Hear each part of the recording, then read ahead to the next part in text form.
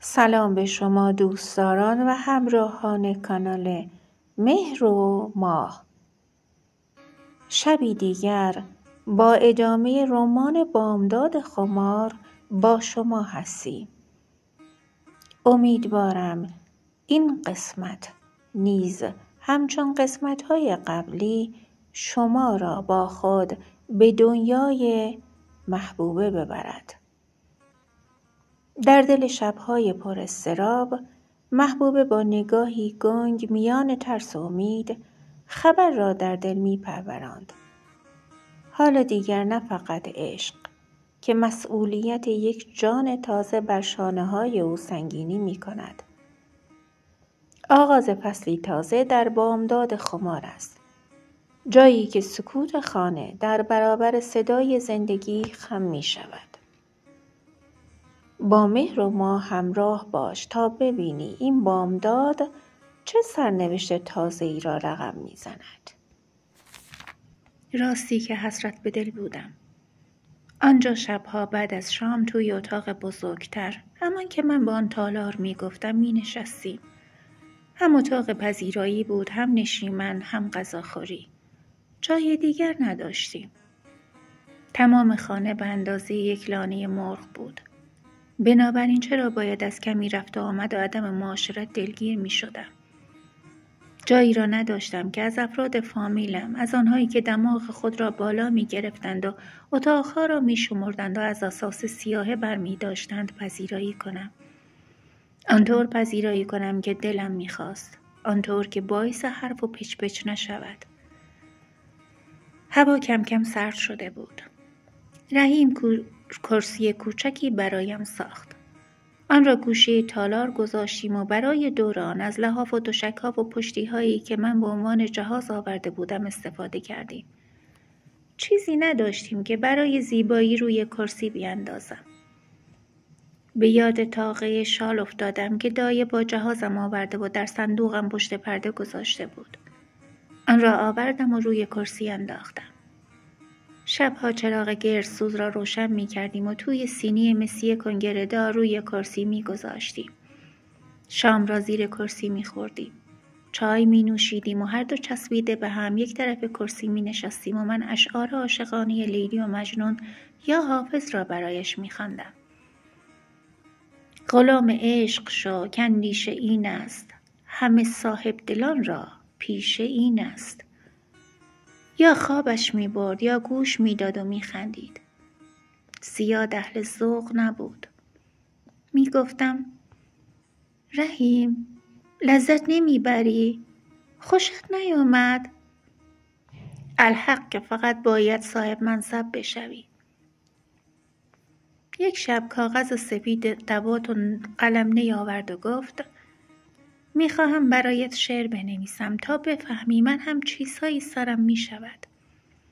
بعد کنار من در زیر کرسی نشست و با خطی که واقعا خوش و زیبا بود نوشت دل میرود ز دستم صاحب دلان خدا را، دردا که راز پنهان خواهد شد آشکارا. ناگهان خاطرات گذشته همچون موجی از گرما به صورتم خورد و سرخ شدم. به اصرار واردارش کردم که آن خط خوش را بالای تاقچه به دیوار بکوبد. یک روز بعد از ظهر مادرش باز به خانه ما آمد.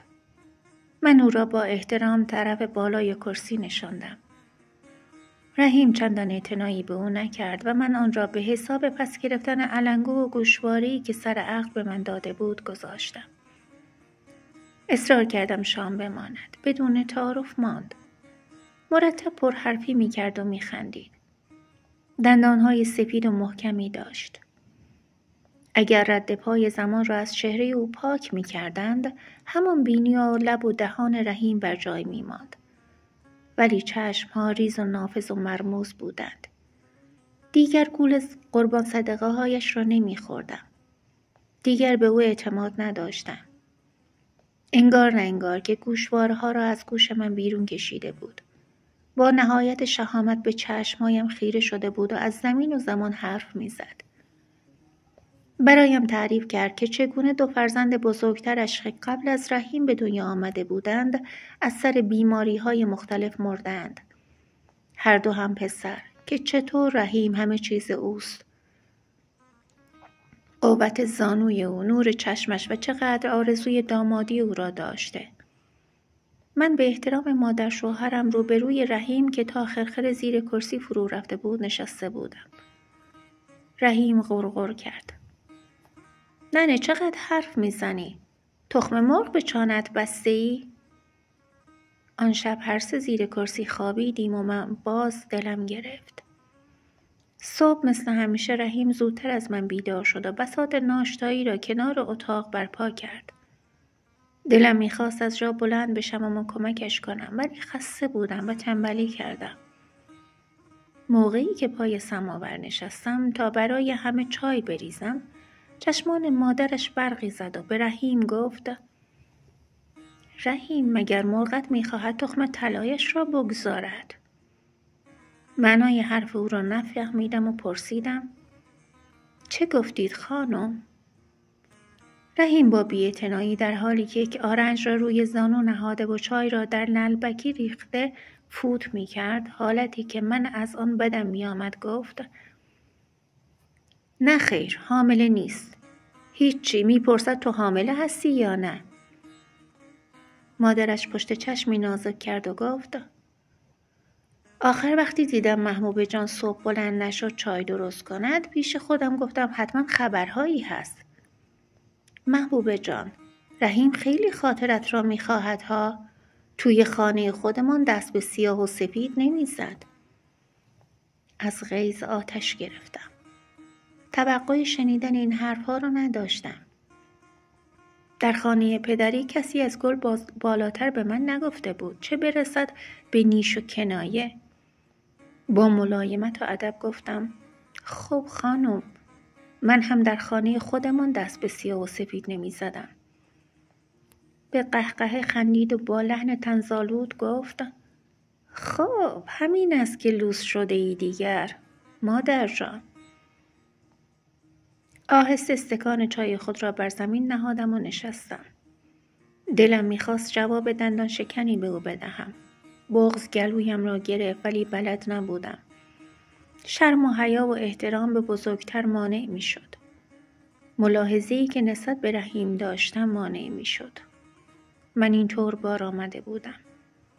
نمیتوانستم چشم خود را ببندم و دهانم را باز کنم. آن هم سر هیچ و پوچ، آن هم از روی حسادت. مثل این زنی که مادر شوهرم بود نبودم. دلم میخواست رحیم از من حمایت کند. باید این کار را میکرد. من که نمیتوانستم و نباید به مادر او بی احترامی کنم، ولی او مثل این که اصلا متوجه نبود که من چقدر ناراحت و دلگیر شدم. ولی مادرش خوب فهمید و گفت: وای الهی بمیرم مادر، چرا تو چیزی نمیخوری؟ زن، تو پس فردا میخواهی بزایی. زن باید بخورد تا جان داشته باشد.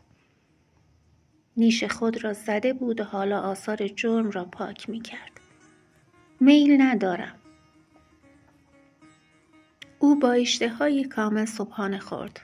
رحیم هم دست کمی از او نداشت. ناگهان نسبت به هر دوی آنها احساس خشم و کینه کردم. احساس می کردم در اقلیت واقع شدم. تنها گیر افتادم. دلم می خواست حرفی بزنم، اعتراضی بکنم، از اتاق بیرون بروم و در را به هم بکوبم. به رحیم بگویم جلوی زبان مادرش را بگیرد. به مادرش بگویم خفه شود. ولی حیا مانع می شد. همیشه به گوشم کرده بودند: تو خانوم باش. وقتی که عاقبت مادرش شر خود را کم کرد و با رحیم که سر کار می رفت از خانه خارج شد، اشکهایم سرازیر شد. نه از روی استیصال، بلکه از غیظ، از بی دست و پایی خودم، از بی‌توجهی و گیجی رحیم. عید نزدیک بود و باز دلم هوای خانه پدری را کرده بود. 40 روز می شد که دایه نیامده بود. آن روز صبح تازه اشکهایم را شسته بودم که از راه رسید. همچنان که لب حوض ظرف می شستم کنارم نشست. گیج و پریشان بودم. ظرفهای صبحانه را از دست من گرفت تا بشوید. نشستم. دایه جان، آقا جان و خانم جان پیغامی برای من نفرستادن؟ سلام نرسوندن؟ والا محبوب جان، وقتی می آمدم آنقدر خانه شلوغ بود که نگو. شیرینی پزی بچه داری، این فیروز هم که روز به روز تنبلتر می شد. دده خانومم که کارش شده خوردن و خوابیدن. دای خانم حرف توی حرف نیاور. سلام رساندند یا نه؟ دای استکان را در آبکش دمر کرد و بیان که به من نگاه کند گفت راستش نه. با حرص گفتم با این کارها میخواهند خون به جگر من کنند؟ آرام گفت آنقدر دل خودشان خون است که دیگر غم تو یادشان رفته. بند دلم پاره شد. بدنم لرزید. چه شده دایه جان؟ چرا؟ راستش نمیخواستم بگویم که تو هم قصه بخوری. ولی حالا میگویم که فکر نکنی خانم جان و آقا جان از شب و روز دایره و دنبک دستشان گرفتند و به فکر تو نیستند. مکسی کرد و از جا بلند شد. آبکش محتوی ظرفهای شسته را برد و سینه دیوار مقابل آفتاب بیرنگ آخر زمستان گذاشت و گفت از بعد از عروسی تو خانم چند بار به گوشه و کنایه به خواهرشان پیغام و پسخام دادند که اگر خجسته را میخواهند بیایند صحبت کنند. آنها مرتب پشت گوش میانداختند. 10 روز پیش یک روز خانه جانت آمد پیش خانم. مادر از سرما خورده بودند. خالت به عیادت آمدند. ضمن اختلاط گفتند انشاءالله زودتر چاق میشوی و به خانه و زندگیت میرسی. من هم گفتم بله به عروسی خجسته خانم. خالت هیچ به روی خودش نیاورد که منظور من چیست و گفتند ای بابا حالا که خجسته بچه است. من هم غیظم گرفت و گفتم خانم جان کجایش بچه است؟ شما که تا چند ماه پیش امان همه را بریده بودید که او را برای پسرتان شیرینی بخورید. حالا مادرتان هم با آن حال نزار هی مرتب می گفتند دای خانم بس کن. این حرفها چیست که میزنی؟ مگر خجسته خانه مانده است؟ ول کن دست بردار. خاله‌تان هم نگذاشتند و نه برداشتند و گفتند آخر چند ماه پیش که محبوب زن نجار محل نشده بود و من هم که حرفی ندارم. از خدا میخواهم. ولی پسرم میگوید من با جناق نجار نمیشوم.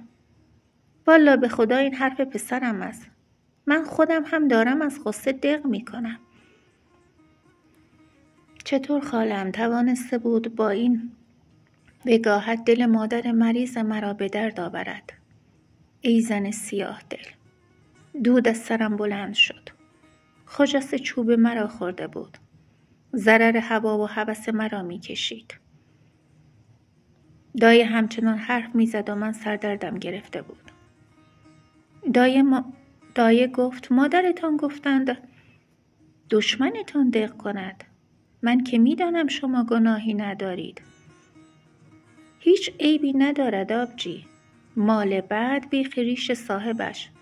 خدا نکند شما دق کنید. فقط به حمید جانتان از قول من بفرمایید اگر خجسته آر و ننگ فامیل را نداشت که به آدم دست و پا چلفتی مثل تو رو نمیدادند خواستگاریش کنی و شب و روز امانش را ببری.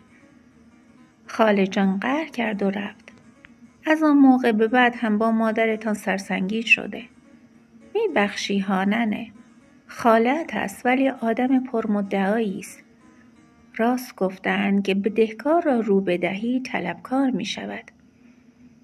از آن روز تا به حال یک چشم مادرتان اشک است و یکی خون. آقا جانتان آنقدر ناراحت بودند که تازه امروز یک دفعه به صرافت افتادند که 7-8 روز از برج رفته و هنوز ماهیانه شما را نفرستادند. پرسیدم خجسته چطور است؟ او حالش چطور است؟ دلم برای خواهرم کباب بود. دایه گفت من که از اول هم پشت چشمم برای این پسر باز نمانده بود. ولی یک شب پیش من گریه کرد و گفت دایه جان، نه فکر کنی من تره بریش این پسر خالص خورد می کنم ها. خودت که خوب می دانی.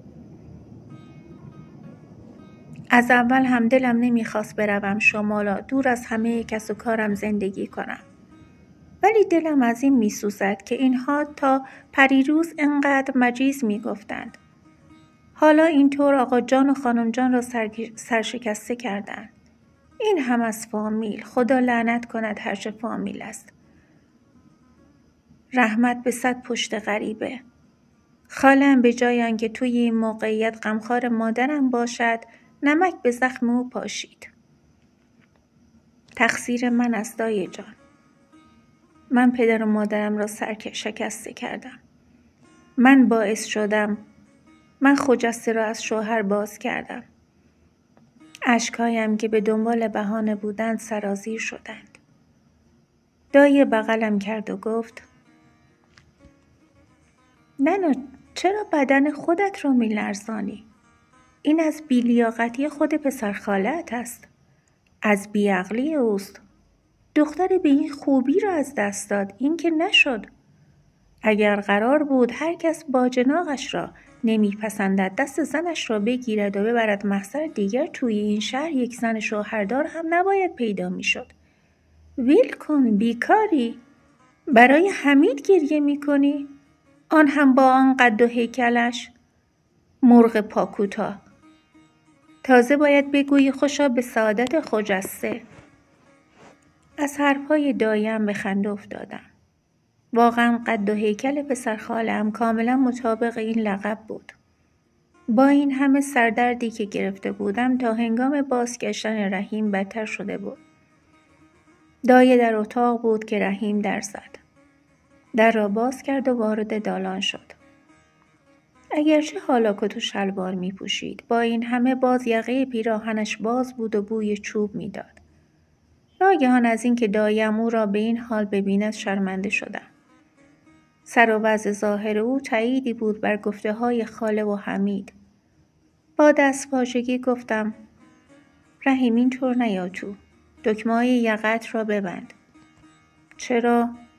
آخر دایی جانم اینجاست.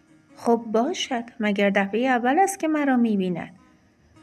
با غیظی که از اتفاقات آن روز صبح داشتم گفتم نه، دفعه اول نیست. ولی چرا با ریخت مرتب نبیندت؟ اینطور که درست نیست. صبر کن. در برق نگاهش خشم را دیدم ولی اعتنا نکردم. دست بردم و دکمه‌های یقه‌اش را بستم. او بی هیچ اعتراضی در همان دالان ایستاده بود ولی این سکوت و تسلیم او تنها از خشم و لجبازی سرچشمه می گرفت. مثل مجسمه ایستاده بود. درست مثل لولوی سر خرمن. انگار لباس به تنش زار می زد. 100 رحمت به همان حالت اولش. مخصوصاً دستها را از بدن دور نگه داشت و لخ لخ کنان وارد حیاط شد. آهسته گفتم رحیم جان، تو را به خدا اول دست و رویت را سر حوض بشور. در سکوت خم شد تا دست و رویش را بشوید و در همان حال سر به سوی من برگرداند و نگاهی به من افکند که برق غضب توأم با تمسخر از آن ساطع بود. آنگاه برگشت و بی صدا از پله ها بالا رفت. دایه در بالای پلکان به استقبالش آمد و سلام گفت. او با بی‌اعتنایی آشکاری جواب داد. دایه از پشت با او با اشاره از من پرسید که چه خبر شده. من هم لب گزیدم و سر بالا انداختم. یعنی ول کن، چیزی نیست. ولی در دل خون می‌خوردم.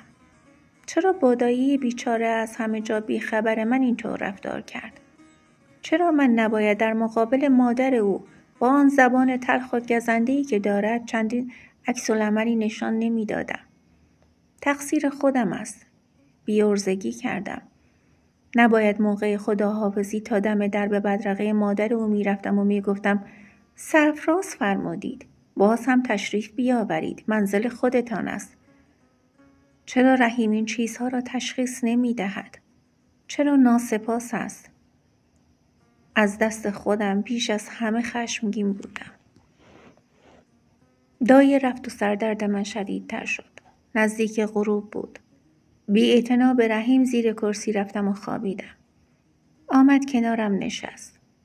دوباره خوش اخلاق شده بود. پرسید چت محبوب، ناراحتی؟ نه. چرا، یک چیزی هست؟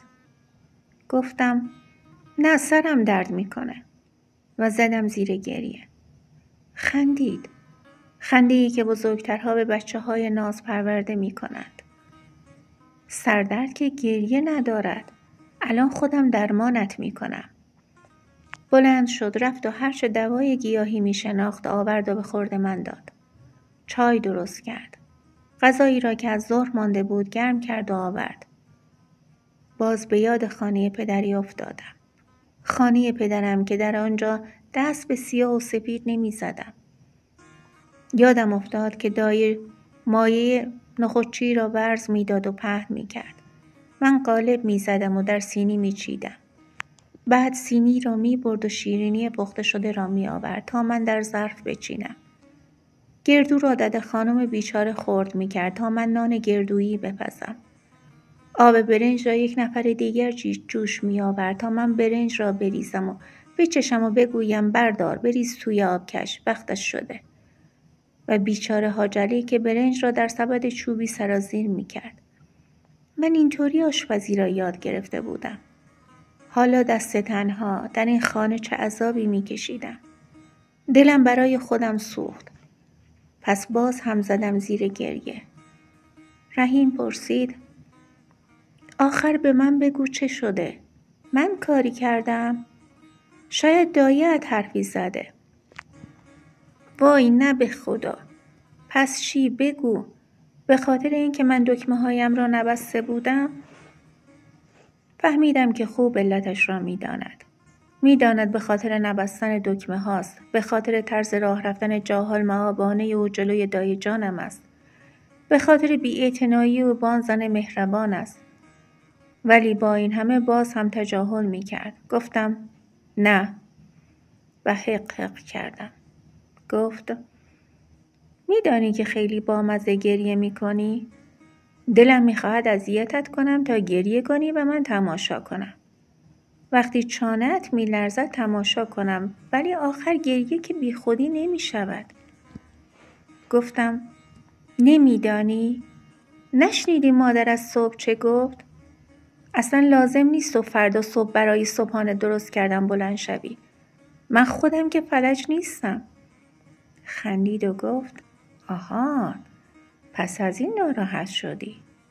او که مقصودی نداشت. مگر ندیدی چقدر قربان صدقت می رود؟ ندیدی ناراحت شد که تو صبحانه نمی خوری؟ از زرنگی مادرش و حماقت او بیشتر خشمگین شدم. گفتم وقتی هرچه دلشان خواست گفتن که دیگر اشتهایی برای آدم نمی ماند. خب مادرم غلط کرد. راضی شدی؟ حالا دیگر گریه نکن. میخواهی دل مرا آب کنی؟ ناگهان شرمنده شدم. از اینکه گفت مادرم غلط کرد خجالت کشیدم. دلم برایش سوخت. گفتم وای این حرفا رو نزن. اصلا هم غلط نکردن. شاید من اشتباه کردم. شاید من حرفشان را به منظور برداشتم. خندید و گفت مثل هوای بهار هر لحظه حالت عوض می شود. آشتی کردیم؟ چه بوی بدی می آید. بوی گند نان تازه می آید. رحیم گفت به حق چیزهایی ندیده و نشنیده. بوی نان تازه گند است. من از رنگ سبز حالم به هم می خورد. چرا رنگ دیوار این اتاق سبز است؟ به خنده گفت خب فردا کارگر میآورم رنگش را قرمز کند. دلم برنج خام میخواست. میرفتم مشت مشت برنج خام برمی داشتم و خرش خرش می جویدم. 10-20 روز به عید مانده بود. کرسی را برداشته بودیم و دوباره شبها در اتاق کوچک می خوابیدیم. دایی از خانه پدرم سبزه و شیرینی شب عید آورده بود و پدرم علاوه بر ماهیانه 20 تومان دیگر هم برایم فرستاده بود تا برای عید خرج کنم. من از همه بوها کلافه بودم. از بوی گل، شیرینی، نان تازه. فقط نسیم خنک بهار تسکینم میداد. آن هم بعد از اینکه دقایق متوالی اوق زده بودم و دیگر چیزی درون روده هایم نمانده بود که بالا بیاورم. آن وقت باد بهار را که به صورتم میخورد احساس میکردم. دست و رویم را میشستم و حالم بهتر میشد. رحیم میآمد کمکم میکرد و مرا به اتاق برمیگرداند.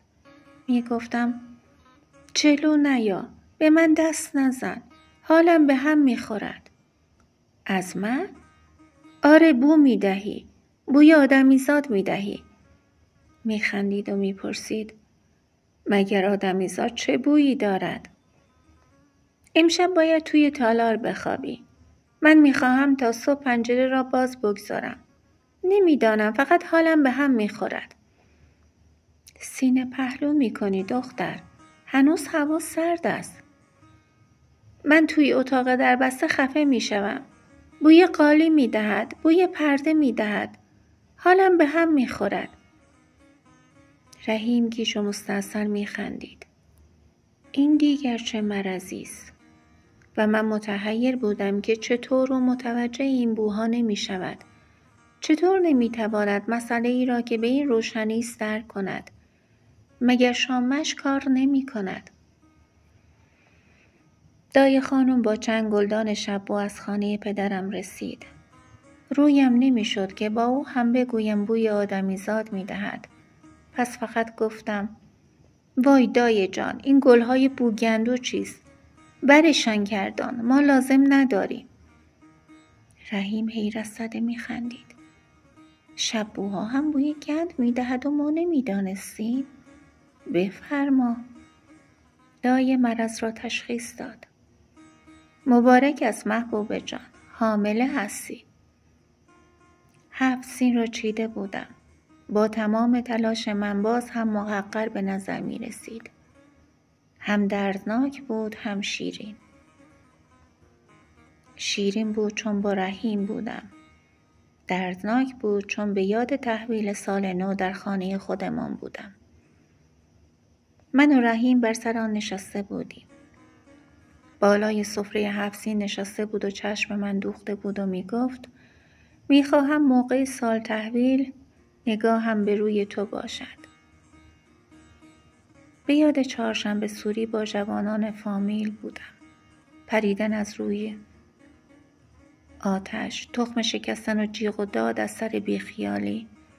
به یاد 7 سین خانه خودمان. آنقدر مفصل، آنقدر پروپیمان. همه دور آن جمع می شدیم. تنها پدرم بود که روی صندلی می نشست و ساعت طلا را از جیب جلیقه بیرون می کشید. نزدیک تحویل سال قرآن می خواند. دعای تحویل را می خواند. باز به ساعت نگاه می کرد. صدای توپ می آمد. همه با شادمانی دست پدر و مادر را می بوسیدیم. عیدی می گرفتیم. بلافاصله در باز می شد و دید و بازی شروع می شد. خانه عمو جان، خانه عمه جان، خانه خاله جان که خواهر بزرگتر مادرم بود و بعد سر فامیل به خانه ما باز می شد. نسبت و شوهرش، عمو جان و عمه جان و خاله جان که به بازدید می آمدن. بچه هایشون و دایی های من که جوانتر از پدرم بودند. خاله کوچکم، پسر دایی، پسر عمه، پسر خاله، دختر دایی، دختر عمو، دختر خاله. آنها که ازدواج کرده بودند و تمام کوچکترهای فامیل. آنها که مجرد بودند. بعد دوستان پدر و مادرم و بعد دوباره بازدید و رفتن به خانه نصحت و کوچکترهایی که به دیدن آمده بودند. خانه دوست و فامیل و آشنا. آخر سر هم 13 به در باغ شمیران عمو جان یا باغ قلهک پدرم. با یک پروپیمون از بچه‌های فامیل و دایه و دده و لله گوش تا گوش می نشستند و سفره را در وسط پهن می کردند. آش رشته، سکنجبین و کاهو و باقلا پخته، سبزی پلو با گوشت بره، بعد هم چای و قلیان و آجیل و شیرینی و بعد از هم خسته کوفته از باغ برگشتن و مثل نعش افتادن و تا ظهر روز بعد خوابیدن. در عالم خیال فامیل را مجسم می کردم که دور هم نشستند.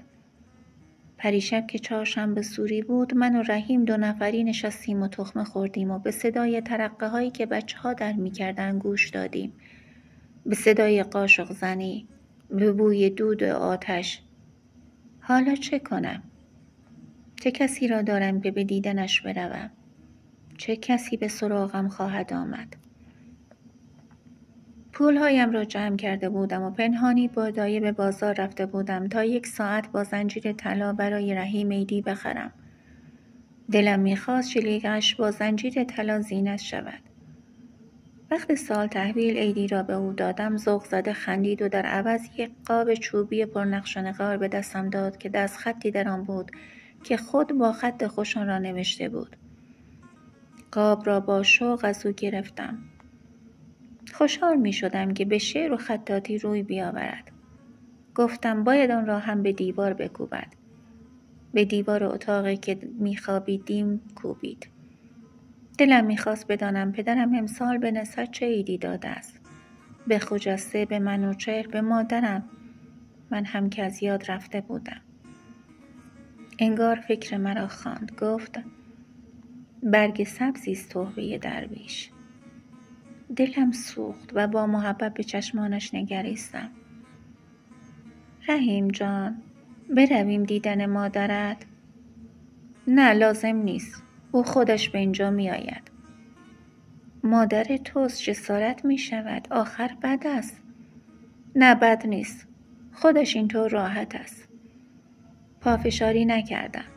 فهمیدم دلش نمی خواهد خانه مادرش را ببینم. مادرش آمد. برای من 1 قواره پارچه ارزان قیمت آورد. از آنها که مادرم به دایی جان و دده خانم عیدی میداد. دلم فشرده شد. به روی خودم نیاوردم. با احترام او را بالای اتاق نشاندم. خانم دست شما درد نکند. چه با سلیقه. اتفاقا چقدر هم پارچه لازم داشتم. به به. غری به سر و گردن داد و با ناز و ادا نشست. مهمان بعدی من دایی جانم بود که مادر شوهرم به وضوح از او خوشش نمی آمد. با این همه دایی برای من حکم مهمان عزیزی را داشت. در اتاق کوچک آهسته 3 تومان به رحیم دادم. رحیم جان این را به دایی عیدی بده. ابروها را بالا کشید و تعجب زده گفت این همه؟ آره محض خاطر من. آخر مگر چه خبر است؟ تو را به خدا یواش حرف بزن. صدایت را می شنواد. به خاطر من بده. خودم قبلا به دایی عیدی داده بودم. با این همه دلم میخواست رحیم با این کار آقایی و سروری خود را تثبیت کند. دلم میخواست داییم رحیم را آقای این خانه به حساب بیاورد. احساس محبوبه حالا میان عشق و مادر شدن در تلاطمی تلخ و شیرین به هم آمیخته است. اگر این لحظه از بامداد خمار را با ما حس کردی، با 1 لایک ساده به ادامه مسیر عشق جان بده. نظرت را در کامنت بنویس تا صدایت را بشنویم و کانال مهر و ماه را سابسکرایب کن. زنگوله را فعال کن تا هیچ قسمت تازه‌ای از این روایت جانسوز را از دست ندهی و لطفاً این کانال را برای دوستانتان نیز بفرستید تا آنها نیز از این داستان بهره ببرند. داستان هنوز نفس می کشد در بامداد بعدی. پس بمانید با ما در کانال مهر و ماه.